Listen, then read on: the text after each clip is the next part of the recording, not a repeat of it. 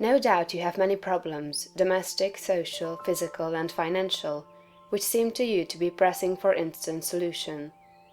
You have debts that must be paid, or other obligations that must be met. You are unhappily or inharmoniously placed, and feel that something must be done at once. Do not get into a hurry and act from superficial impulses. You can trust God for the solution of all your personal riddles. There is no hurry. There is only God, and all is well with the world. There is an invincible power in you, and the same power is in the things you want. It is bringing them to you, and bringing you to them. The tendency, therefore, of a steadily held thought must be to bring the things you desire to you, and to group them around you. So long as you hold your thought and your faith right, all must go well. Nothing can be wrong but your own personal attitude, and that will not be wrong if you trust and are not afraid. Hurry is a manifestation of fear. He who fears not has plenty of time.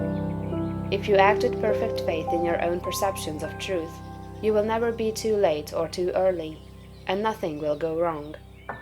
If things appear to be going wrong, do not get disturbed in mind. It is only an appearance. Nothing can go wrong in this world but yourself, and you can go wrong only by getting into the wrong mental attitude. Whenever you find yourself getting excited, worried, or into the mental attitude of hurry, sit down and think it over, play a game of some kind, or take a vacation. Go on a trip, and all will be right when you return. So surely as you find yourself in the mental attitude of haste, just so surely may you know that you are out of the mental attitude of greatness. Hurry and fear will instantly cut your connection with the universal mind. You will get no power, no wisdom, and no information until you are calm. And to fall into the attitude of hurry will check the action of the principle of power within you. Fear turns strength to weakness. Remember that poise and power are inseparably associated. The calm and balanced mind is the strong and great mind. The hurried and the agitated mind is the weak one. Whenever you fall into the mental state of hurry, you may know that you have lost the right viewpoint.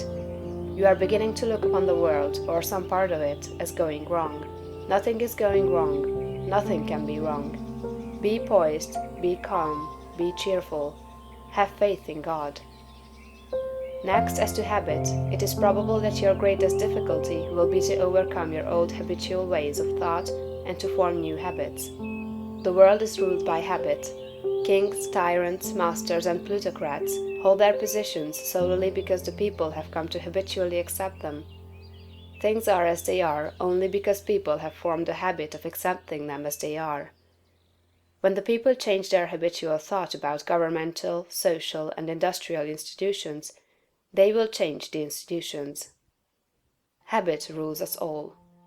You have formed, perhaps, the habit of thinking of yourself as a common person, as one of a limited ability, or as being more or less of a failure.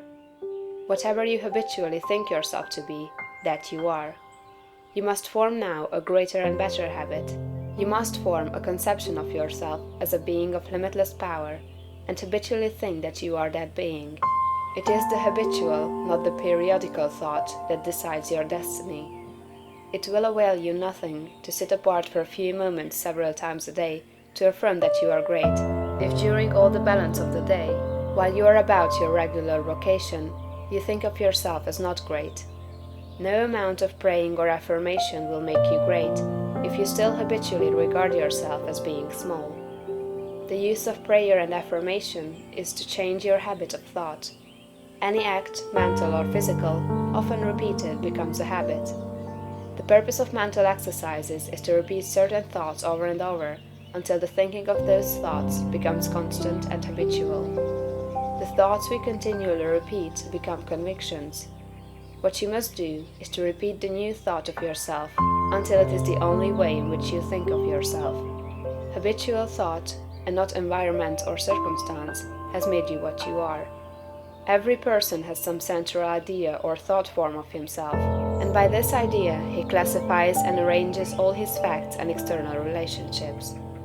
You are classifying your facts either according to the idea that you are a great and strong personality, or according to the idea that you are limited, common, or weak. If the latter is the case, you must change your central idea. Get a new mental picture of yourself. Do not try to become great by repeating mere strings of words or superficial formulas, but repeat over and over the thought of your own power and ability until you classify external facts and decide your place everywhere by this idea.